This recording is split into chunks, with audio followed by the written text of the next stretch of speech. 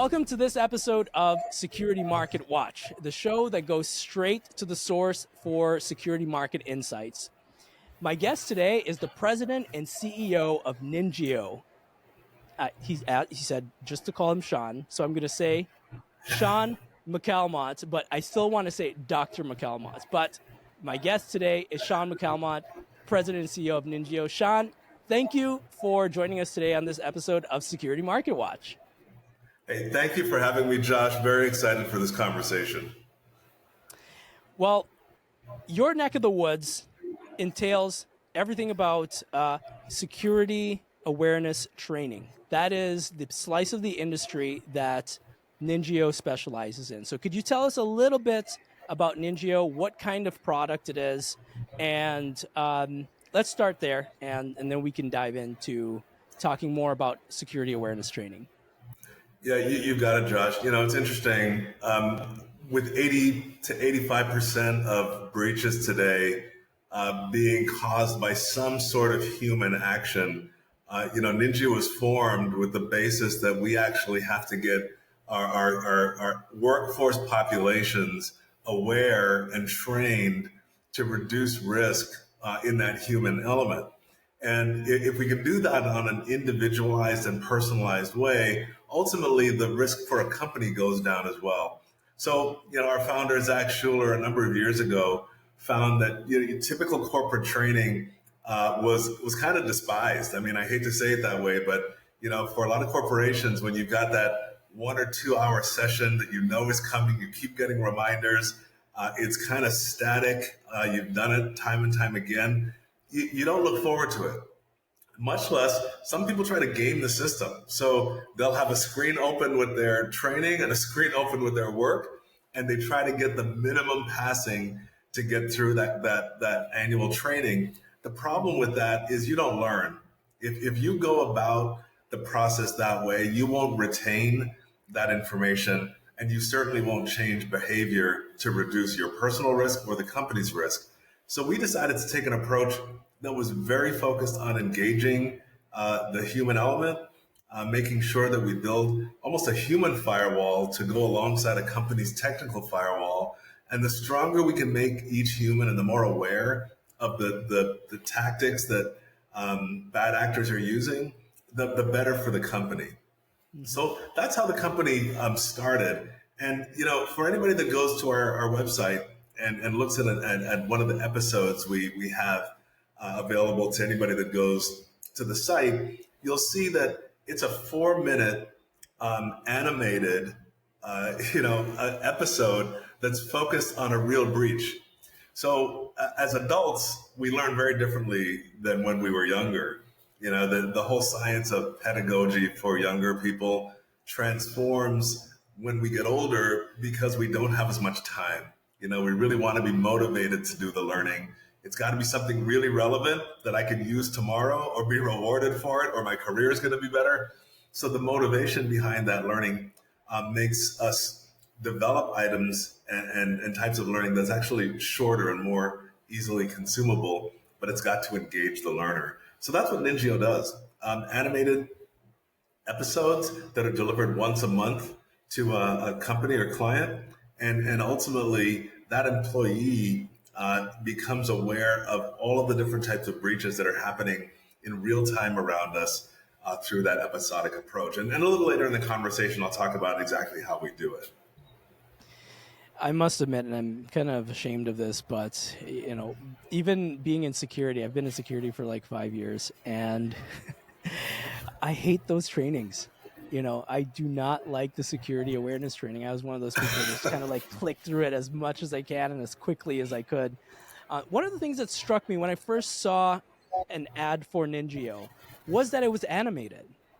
And I thought it wasn't just animated in that, boom, da-doon, da-doo, da-doon, da-doon. It was like a fully produced clip, like a short, almost like a Disney short.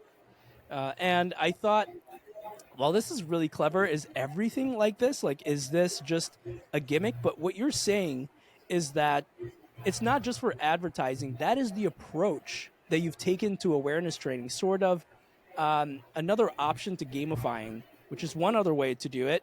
but you've gone the entertainment route to make it highly engaging for those to do those. I'm telling you, if we had NINJIO, I would have been a lot more interested in my security awareness training because I love cartoons. That's the feedback we typically get. Not to mention, if you think about it, Josh, the workforce is getting younger and younger over Mm-hmm. time. We find that when a customer talks to us about the animated approach, they ask us why, and we say, look, it's flexibility. We can produce it in a way that builds dramatic effect around a real breach. And so, Mm-hmm. with we really enjoy it even within the company. I mean, we all consume our own awareness training and we love it. We can't wait to see what the design team brings up next. We use Hollywood voices, and you're right, it's writing that comes right out of Hollywood as well for that dramatic effect because it does engage learning in a different way. Like you said, it keeps you interested in the topic long enough for you to gain insights on that one particular breach. And then you know you're going to get another one next month. And by Mm-hmm. the way, throughout the month, there are other anchoring elements that remind the employee or the end user about that particular breach. But with that said, the flexibility and our ability to create new content is limitless. We don't need live actors. We have a full animation team on staff.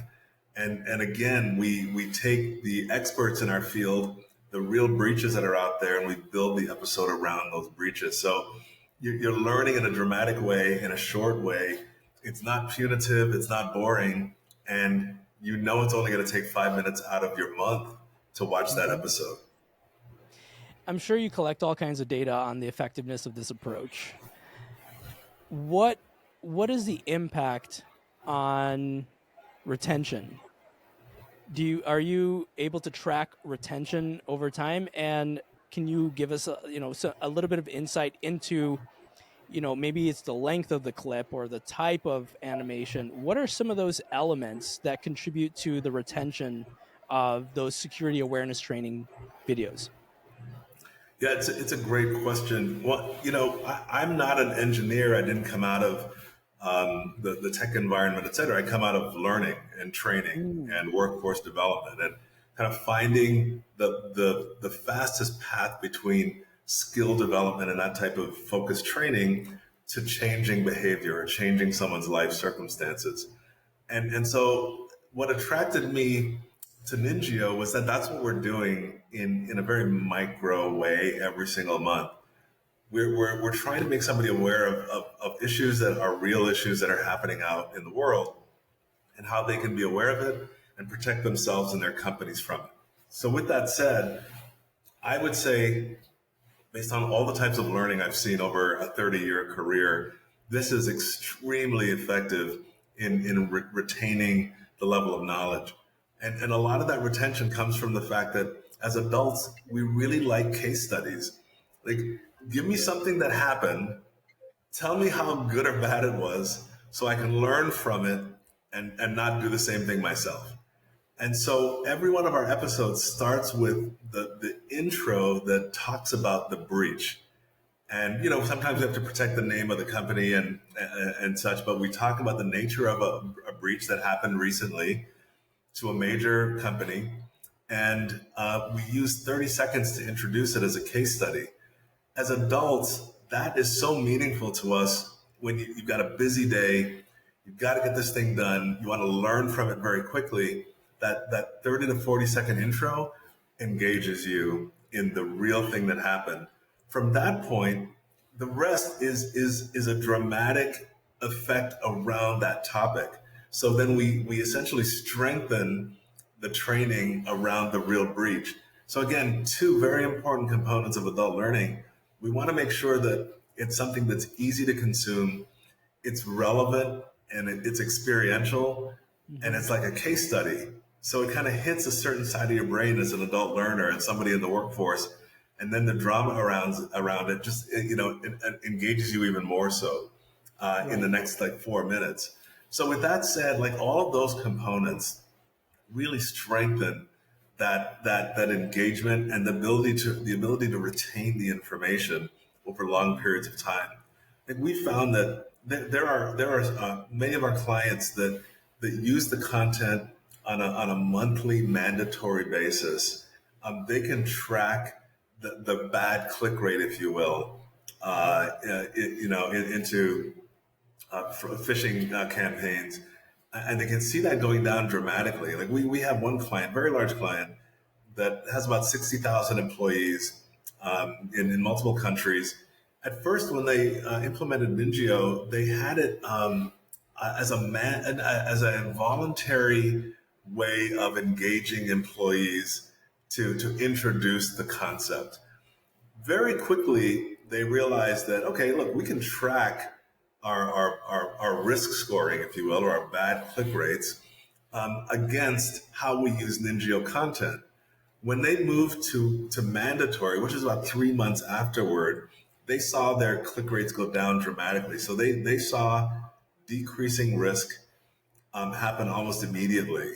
Because what we talk about in our episodes are business email compromise, smishing, using text. The most common elements keep happening for different companies in different ways. And so we're not talking about anything that's extravagant or out of the ordinary. These are things that it's a knowledge level that people should have on a daily basis. Mm-hmm. They start seeing the elements showing up in phishing campaigns. They can recognize something that's risky, and that whole circular effort continues to work and bring down that risk score over time. So to answer your question, engagement becomes very high based on this approach. Retention of the information, they remember it because it's a story. We tell a Mm-hmm. story around the breach, and they'll remember that story, and they'll remember the attack vector. So it sort of keeps building on itself over time and becomes very effective.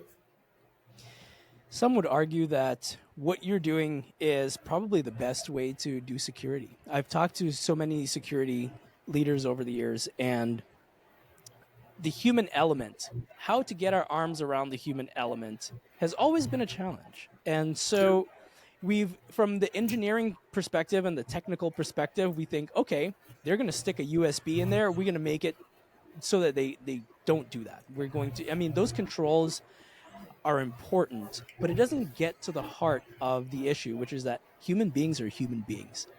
And so you have to come at them in a way that they're used to, or in a way that complements just the way they think, right? So if you try to put technical controls on a human being, oh come on, we're smart enough we don't like to be in cages. We don't like to be chained up.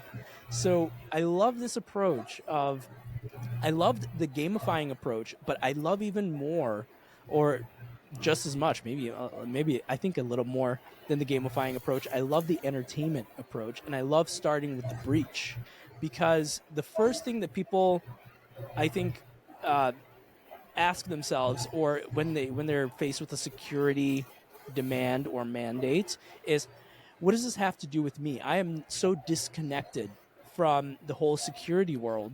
But when you Yeah. hear that, you know, Verizon got breached or Samsung got breached or whatever, they go, oh, I know who that is. And that could be me. I could be next. Hey, Maggie. Maggie Dillon Hi. is in the house. Okay.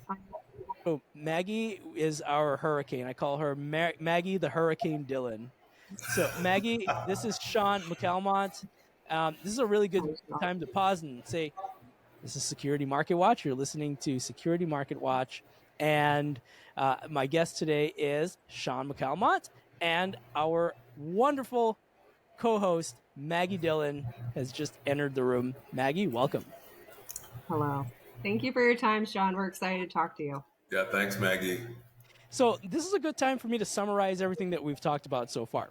And you can tell me if I'm on the mark or not, right? Okay. Okay, so NINJIO is a different approach to security awareness training. So instead of telling people, you have to read all this stuff and, click on this and click on that, and most of the time what happens is they kind of scroll through it and they, you, you just do this thing and hopefully you get a good score, and there's no retention, right? So we've all been part of those awareness training programs. NINJIO takes a different approach where they use little animated shorts to espouse the virtues of security awareness training, or of security awareness, or of security. So, in a nutshell, what they do is they take these short clips, they start with a breach or talking about a breach, and then they talk about some element of security that impacts the company, that impacts that employee, using the breach sort of as an anchor or jumping off point in order to make the point. So they talk about phishing. Here was a breach, and the breach occurred because somebody opened an email and they clicked on a link that and without inspecting it, and this led to this breach that cost the company lots of millions of dollars or whatever. This is brilliant, by the way, because it goes right to the pain point, which is it can happen to me, it can happen to my organization, and here's the risk. Mainly in the form of financial loss. So, how have I done catching us up? Excellent, excellent. I mean, you Good. could have done my part. No, I could not. I could not. And so we were talking about engagement, and I had never really thought about this before. And Shaun comes from more of an education training, human enlightenment Development and Love it. standpoint. So that's his background, Mike. So now that we're all caught up and we're here, I have a question about sort of the happy approach, right? It makes you feel good when you're looking at one of those videos and doing your training that way. What impact does that have on, I don't want to say scare tactics, but does it sufficiently get people to react to the dangers of a breach? Do they kind of go, "Oh, this is a cute video. This is great. I remember all that stuff." But do they still have that response of, "This is really bad. If this happens, this could spell disaster for me, my coworkers, and my company." Have you seen what is the approach to that NINJIO takes to a sort of the fear tactics that we've seen in other tools? yeah, it's an excellent question. Even though our approach is not necessarily punitive because there's no punishment. I mean, what we're trying to do is expose a breach or like a case study very quickly in the early intro to the episode. But then the dramatic effect is built around that in that there are characters who go through the process of what happened in the breach. So one of the things that engages people is they love a character, or the character brings them some level of pain as they go through this real life situation. We just did I did a webinar with a real estate and a title association that covers that industry. We happen to have about 4 or 5 episodes around wire fraud from a personal perspective, title company, real estate in general, and impersonation. And if you look at the episode around wire fraud, there's one that it happens to a family where bad actors get in and they change the wiring instructions through malware, and it changes the routing number. And you don't even know because you're still following the instructions you had, but that critical information and where you wire the funds was changed. And so a family, in one of the episodes, ends up losing their life savings, and it was based on a real circumstance. And I think the feedback we got is people felt that emotional connection. Everybody remembers or is fearful about the house buying process, and you're wiring a lot of money right out of your bank into some other bank.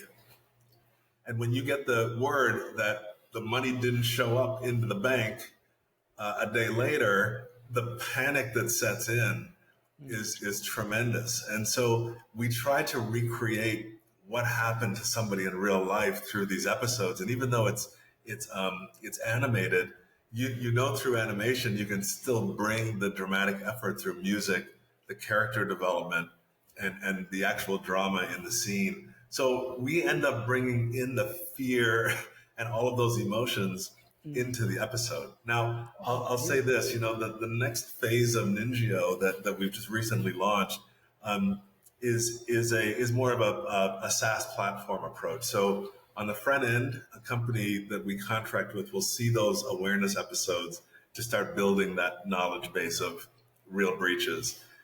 Then in the background, we do the simulated phishing, and we do it in a way that there's a lot of it going on for the company. Employees don't know until they start seeing those emails or not, or recognizing them as fraudulent or not. And we build a profile based on the data we collect. And that profile is based on vulnerabilities. We have 7 vulnerabilities that cause people to click bad links. Sometimes it's fear, it's urgency. If you get a note from your boss at 4:30 p.m. on a Friday that says, "Open this link immediately. I need you to do something for me." Most people are going to click it. Yeah. And once you click that, a bad actor is in your system. Oof. So if somebody responds to urgency or fear, they have a propensity to click that particular link. What we try to do then is build that profile based on the vulnerabilities of your employee base. And we have a new episode now in development that's 60 seconds. And it's tied specifically to fear, to urgency, and to those 7 vulnerabilities or greed. And you're going to get that served up after we build your profile. And we find that that's how we build awareness on the front, test that awareness through simulated phishing, build a profile, and then train to change the behavior. We find that we had something very novel on the front end, but it's not enough to now just make you aware. Now we have to help change your behavior. And if we can do that on an individual and personalized basis, it will change the risk profile of the employees and the company. And so we find that this whole human firewall development concept takes multiple steps now, not just 1 or 2. Mm-hmm. Why the switch to SaaS? Really because of the phishing platform. So initially, we were content first. So we could send content out. You could see that content on our platform, or we could send you the files so you could put it on your LMS or your platform and show that content. The platform that we built, and it was through an acquisition of a company that did just platform phishing, was to tie the awareness training, the phishing, and the behavior training together in a technical solution that a company could run for all of their employees and show that process of learning and behavior change. It's a more technical approach to running the training than just sending out content. Great. Maggie? I have a question. Yeah. I know. I can see it in your eyes. I can see it in your head. If you see me looking away, Shaun, it's because I'm a note taker. I'm so old school. But as I'm hearing you talk about this, and I'm thinking of a case study that recently I heard about that, and this is a real life situation, probably not that common, at least how it started. So the situation was with a hospital, and a employee of the hospital had befriended somebody from another country who was in love with her. And unfortunately, this was a hacker. And he was able to, whoever, was able to hack into her account within the hospital's employee payroll system and then get in through the whole account and deplete it. Especially with hospitals, obviously very hot topic. We've got hospitals literally closing doors because of hacks. This is a critical issue. Is there anything that NINJIO has done specifically for the healthcare industry, or anything that you've seen that's maybe like an outlier versus other industries? Great question, Maggie. It's so timely. So we have a couple of major hospital organizations as clients. But what you're describing is something that the FBI actually came to us to develop a very specific custom episode for. And it's got a name, and the name's not very appealing, but the name is pig butchering.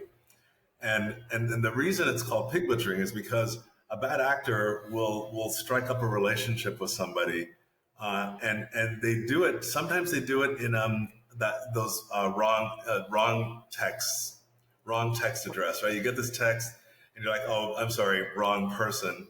And they'll strike up a conversation, and they'll find out, oh, you're single, so am I, and they have all of these methods to build a relationship of trust. And what they start doing is they start encouraging you through that relationship to either invest in something that is fraudulent or give access because the relationship is stronger to your personal information or your work information. So whatever direction it goes, the bad actor is conceptually like fattening the pig for butchering. They're loading the person up with love and care, so called. They're also gaining access to critical pieces of information and personal finances. The one that the FBI was focused on with us was they wanted us to train not in healthcare per se, but it was in personal investing. And one of those bad actors through that process essentially got an individual to change one of their investment strategies to invest in some sort of cryptocurrency. And that crypto was just sort of a bad actor environment in the first place. So they shifted their investment from one of the brokerage companies to this shady crypto company. And eventually, when all of the person's personal investment, and it was a couple of $100,000, was there, the money was gone, and so was the relationship. And that can be done in a number of ways, and it is a horrible approach because again, when you look at vulnerabilities, it preys on the vulnerability of a person, and these bad actors are figuring out what all of those vulnerabilities are. That's exactly what led us to look at how do we identify vulnerabilities through just simulated phishing in a company, sending out hundreds and thousands of those emails with different campaigns. Who clicks on what link? Like, what is it that's attracting somebody in their own DNA to click something based on where they are in their life at that moment?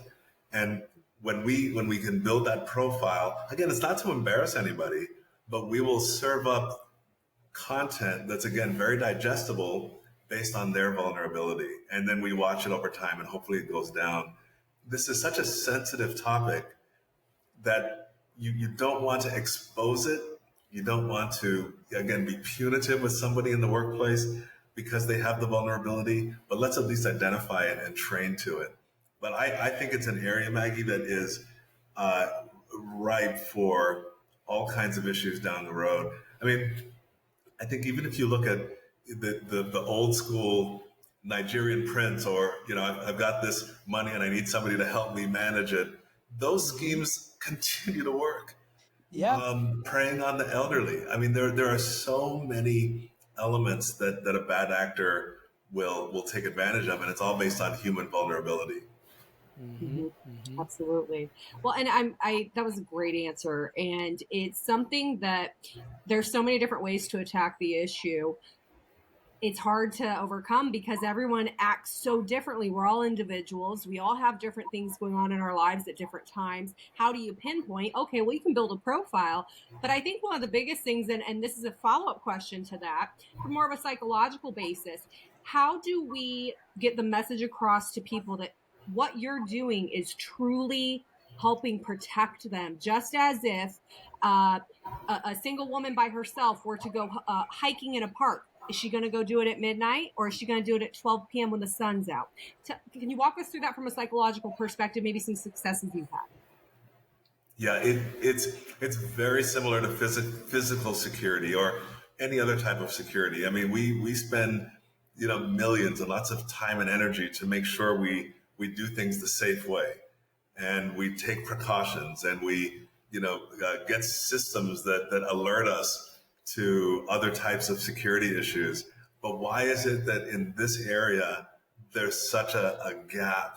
And I think the gap is because technology is taking over all of our communications. We're sitting on it daily.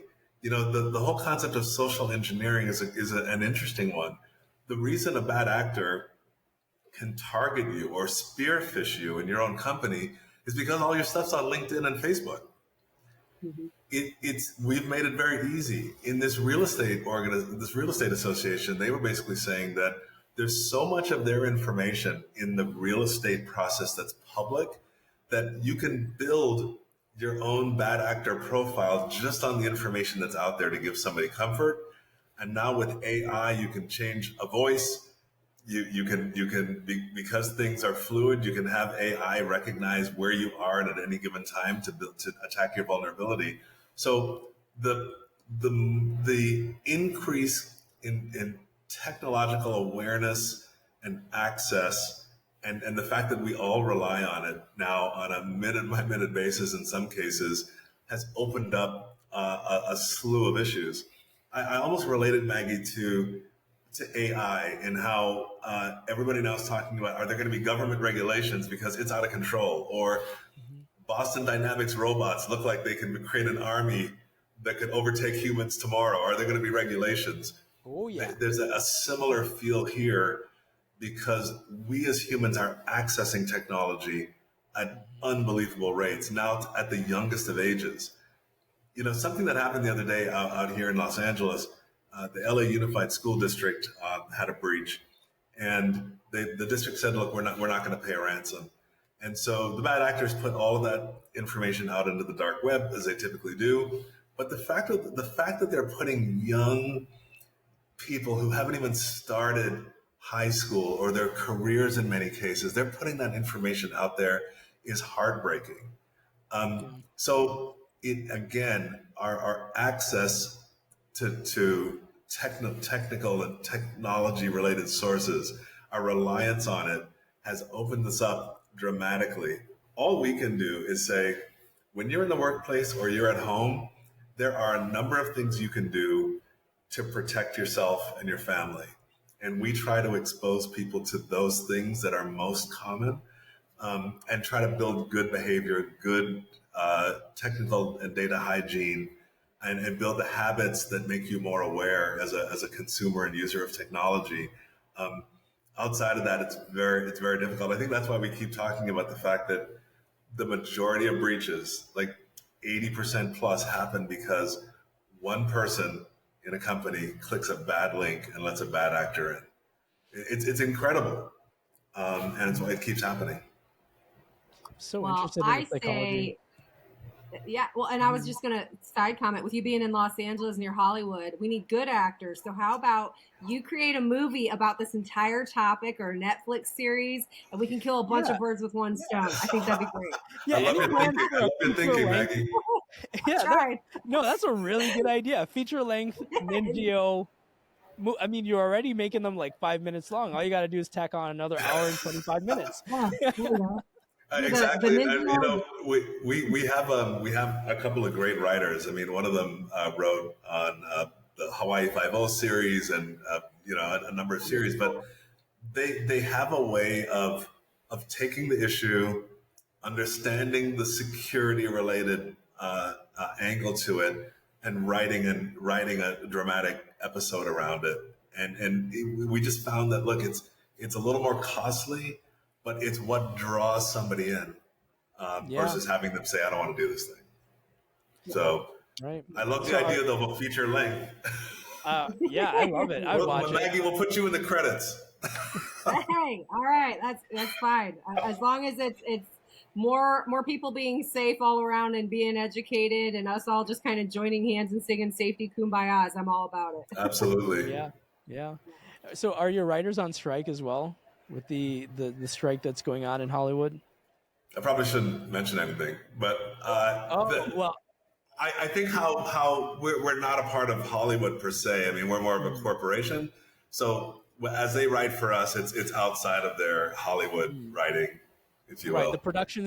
From what I understood, that's a thing between the actors, the writers, and the production studios, Exactly. and it's like a problem for the production studios, not so much for a company like yours. I just had to ask because it's Yeah, yeah, of course. No, yeah, trust me. It's the first thing I ask.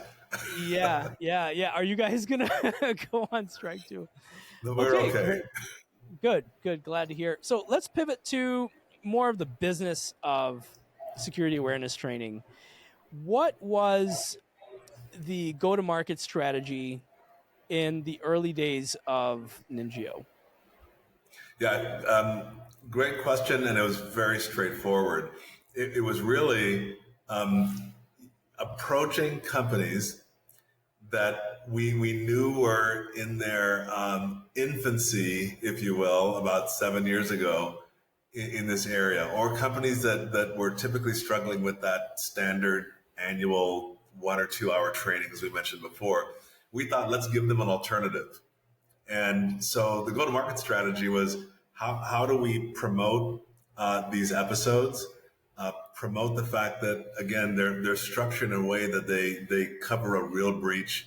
It's micro learning, and it's the exact opposite of what you're training someone on today. And we had a lot of takers, a lot of takers. I mean, large companies, small and medium businesses, major league sports organizations, banks, hospitals. We probably cover every sector in the economy, and it's because humans are humans. Mm-hmm. You know, Yeah. we have government contracts.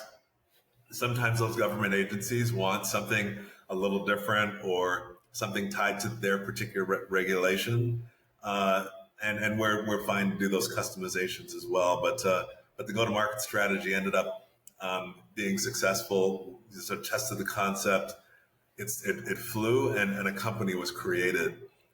What we've done recently again is we've added the phishing platform to build the profile to then train one more time based on those vulnerabilities, and that's how it's evolved. So that evolution was yet another go to market for us, Mm-hmm. to introduce the new platform, new process, and risk reduction reporting over time.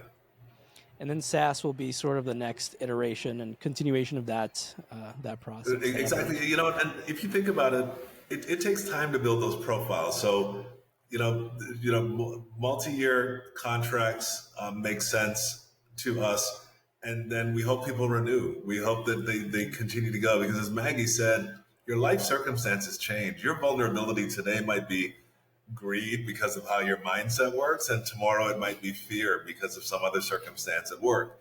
So the constant profile building and adjustment is algorithm based, and it will serve up the right type of adjacent content in the 60-second version as well.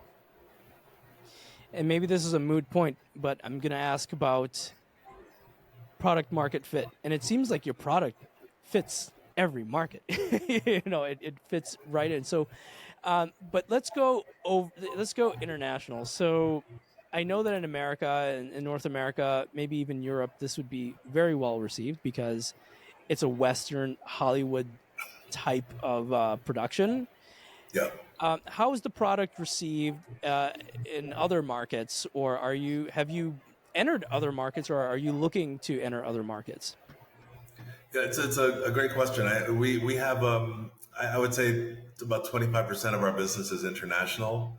And so our episodes are used around the world, and they're subtitled at a minimum and fully translated at best. We acquired a company based in Israel, and so we quickly created episodes that were done in Hebrew to test that market. There are probably 15 languages that we get requests for, and they're the major languages used around the world. And so we haven't seen an issue in terms of the international market and how we promote our products. but we know we can do a better job. Like if we decide to say, look, there's going to be a country that we will focus on because of their cyber needs, we might have episodes that start, sort of meeting the cultural needs for those particular countries. As of right now, we write them in a way that they're very general, and because they're based on a breach that anybody anywhere can relate to, they work. I think that if you're looking for something that's a little more sort of culturally tied to a population, we can do work there too. Again, because of the flexibility of animation, we can build character development, change things on the fly, or develop adjacent content as well. And storytelling is universal. I mean, if you're a Joseph Campbell type of person, you believe the hero's journey is basically, deep rooted. It's in your brain. It's in the psychology. So, like, it's a psychological control for a psychological problem. I love it. Exactly. I have a question. As far as talking about a sales standpoint, obviously we talked about the go-to-market and your international spread here. What are you doing to bring on a sales team with this type of product that might be different from other organizations? It's very forward thinking. It's got just a lot of bells and whistles, which are so cool to hear about. What is there anything additional that you've done to maybe build a sales team and some maybe successes that they've had? Yeah, we've had a sales team, and what we've had to do over time is train them up to sell the fuller service. So, initially they were selling content first. The methodology worked. We had great content sales. But we thought to be even more competitive, we needed something that was a fuller service that had content fishing and some differentiating factor that can help a company really move their culture toward one of security awareness and risk reduction. So our methodology with the behavior training and the vulnerability assessment and algorithm, et cetera, came out of just trying to have a differentiated approach that really relates on the individual. So our sales team in selling content first has shifted now to still selling the fact that by the way, our content has been rated #1 and Gartner, Voice of the Customer, InfoSec, you name it. I mean, people just love the content. We're not moving away from it, but we're tying it to these other elements. And that's what the sales teams had to do. They've had to expand their knowledge base and their ability to talk about a methodology that's fuller versus just the content. And then secondly, Maggie, we're also moving to partner sales. And so selling through sales channels as well. So that, that's forcing us to figure out how to prepare a partner to sell into their network, and on throughout those ecosystems.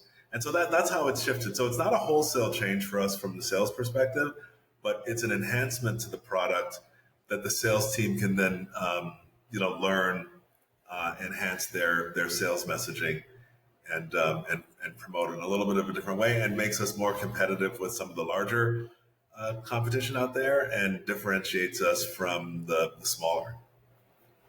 I'm trying to think of who the competition even is. Hey man, I'm not going to tell you. I'm not going to like. I know you're not. So I'm trying to think of it, but I will say I can't think of who your competitors would be. I know that it would be obviously the companies that are doing security awareness training, but you're so differentiated. Your methodology is so different, and I can't imagine. Exactly, Josh. Exactly. By the way, that's how we feel about it today. We feel that our approach is pretty differentiated. The only challenge for us is how broadly and how quickly we can promote what we're doing, because ultimately our success is, really not shutting down, but lessening the risk and the fear and the angst that companies have right now. I think I went through a breach at a former company, and it is jarring to the organization. I think what's even tougher is the after effects. Like if you have millions of people's data compromised, you've got to communicate with them. You've got to give them, access to credit bureaus. Like there's a lot of work you need to do to shore them up after a breach. And those records can be, the hundreds of millions, depending on the size of the company. So with that said, it's painful. And then the thought of a bad actor sitting in your system and watching how things happen to be able to spearfish and set a company up for a breach is just it's a terrible circumstance. And if we can help reduce that based on the human side of things, man, I think we've won. I don't expect you to put any names out there, but in your experience, what was one of the worst breaches you've had with NINJIO? NINJIO hasn't had a breach per se. Or I'm sorry, not NINJIO itself having a breach, but just with some of the clients that you've seen or even heard about in your own network, what would you say is one of the worst case scenarios you've seen? I think it's the type of breach. It's a type of breach that locks up critical end user or patient or customer data that's sensitive and holds ransom. So, oh man, we've heard about these. So as we go through the sales process, we sometimes get contacted by a company that just went through it. Mm-hmm. And they realize we have to do something different than we're doing. And so that's how we get a lot of sales. In some of those stories, they are literally heart-wrenching stories where very sensitive and personal information has been encrypted. And the threat is that it's going to be, shot out into the dark web or other vehicles if a ransom isn't paid. Sometimes the company cannot come up with a ransom, and so that information is sent out, and it's horrible. You think about your most sensitive information for you and your family just being shot out there, and it's just a horrible moment for a person and a company. So it's that type of breach that I think is that we see and hear that is staggering, and the scale of it and scope at times. Absolutely. Well, and it's a tough situation, and Josh, you're going to agree with me on this.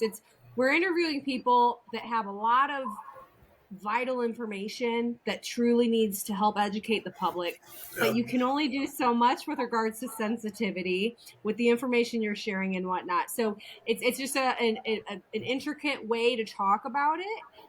And that's part of the reason we love having guests like you on this show, is because you do a great job of just kind of helping us see on a bigger scale. And you did a really good job of describing that. So thank you. Oh man, thanks, Maggie. Your questions have been right on. Probably the most insightful questions I've heard over time in one setting, and I think that they're really, really important. I don't think people think about the types of breaches. It leaves our mind for a moment, and sometimes we're lulled into feeling a sense of security because we've got the right tech stack and security profile that way. But once you start thinking about your employee base, you're like, wait a minute. I probably have a lot of risk in my employee base if they're just clicking through the annual training and not learning from it. So when you start thinking about it that way, you're like, okay, wait a minute. I might have to do something a little different that's a little more personalized based on where somebody is. And then on the personal side, we also have risk at home. I think for everybody that is involved in gaming, that Xbox is or PS5 is a portal to who knows where. And a lot of young kids are in it. They're sharing information and data.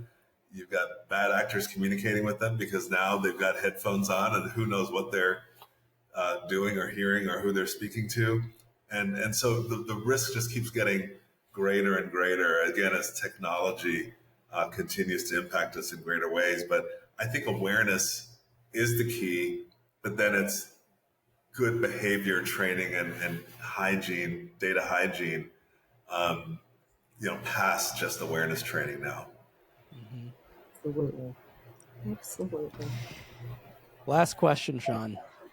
and I'm asking everybody about this because to me, this is the hot topic of the day. It's the hot topic du jour is the Okay. SEC rulings coming up in October, which, they keep pushing it back. But the SEC rulings for companies to demonstrate oversight and risk and basically demonstrating that they've got everything covered from a board level, not just in the security function or just from the CISO. So how would security awareness training help these companies to demonstrate, or how does it play into that demonstration of oversight from a risk perspective? um, Yeah. yeah. It's huge. I serve on a public company board, and we talk about cybersecurity regularly. Not to mention, it's an audit committee component that I think is here for the future. I think ESG is starting to cover it. I think the SEC is realizing that if you're a public company, just imagine, again, somebody somewhere in your organization clicks a link that they thought their boss sent at 4:30 on a Friday before even thinking about it because of that vulnerability as a human. A bad actor's in your system. What if that bad actor has access to your earnings before your earnings call? Um, they could start trading your stock in one way, shape, or form beforehand, and you've got an issue. And Mm-hmm. so and that's just one example. I think that this is a risk that public companies are going to have to manage. Um, I wouldn't say in a different way than anybody else, but they're so public that shareholders and shareholder concerns are also prevalent in that regard, in that realm. So they've got to be sensitive to it. So I think that companies are starting to bring on board members that have either the technical or the cybersecurity awareness experience that needs to be a part of the conversation constantly. And audit committees are making sure that the protections are there from a regulatory perspective and just good practice. So I think it's the future is here. No matter what the rulings say over Mm-hmm. time, companies are already on it because the risk is so huge for an SEC company. Well, security awareness training isn't going anywhere, and I love the psychological approach. Like I always have said that I've got a sweet spot for security awareness training because it is a psychological control to a psychological problem. Security is not a technical problem.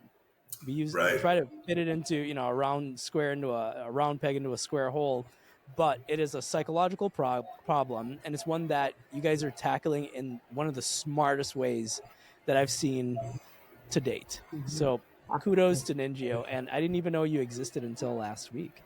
So whatever we can do to get the message out there, we'll do at Security Market Watch because it's something that is pertinent, relevant, important, and actually works. A security Yeah. thing that actually works. It's refreshing. And Josh, thank you so much. This has been enlightening, and I'll tell you that we don't publicly promote who our clients are, customer base, et cetera. But we've got a great client base. But to your point, our challenge is how quickly and how fast we can promote ourselves and what we do. We've just built this even more, I would say, contemporary approach to behavior change that we will start promoting. This is an important first step for us, and I appreciate you giving us the platform to talk about it. So Josh and Maggie, thank you so much. Shaun, we appreciate you Absolutely. coming on the show. Maggie, any closing remarks? Well, thank you for your time. And I already got a name for your Netflix series, which we're going to try to get. We're going to make it happen. All right. It's called the Netflix NINJIO Ninjas series. And we're going to get this out there and spread the word as much as possible because the people who don't care about cybersecurity or any of that stuff, they love clicking on Netflix all day, That's don't true. That is true. Thank you, they? Maggie. Thank you. Thank you for Well, your thank you, time. We Maggie. appreciate it. Let me get this right. Maggie, the Hurricane Dylan. I love it. Maggie, thank you oh gosh, I'm starting to It's the hurricane. It's just getting to lose your it. brain. It's too It's much. just the hurricane getting through my brains. Maggie, How, as always, how would, go ahead. you forgot one thing. I didn't get a Oh, chance to say this. How do we find both of you if we want to get your information? Shaun, how does anyone get in touch with you? Just, there's a couple of things. You can go to ninjio.com and everything you need is there. And if you want to get in touch with me personally, again, through the website, you can find me and somebody will get me back to anybody who's looking for me through the website. And you can find me on Twitter, Instagram, just Google Josh Bruning. I'm everywhere. Don't forget, please check out our YouTube channel. And don't forget to hit like and subscribe. And so it really helps us to get this message and conversations like this really out there. So find us online. You can email me at josh@bruning.com. Or again, you can find me on Instagram as well. I'm also active on LinkedIn. Again, Shaun, Maggie, you guys are awesome. Thank you so much. And thank you for joining us for this episode of Security Market Watch.